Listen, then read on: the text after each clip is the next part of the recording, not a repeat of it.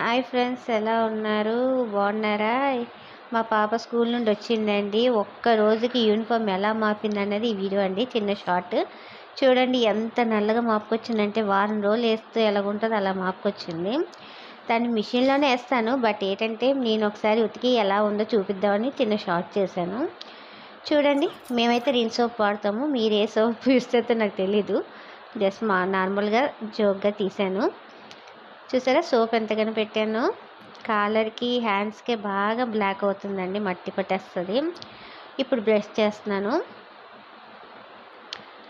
చూసారా హ్యాండ్స్ కూడా ఎంత బ్లాక్గా ఉన్నాయో.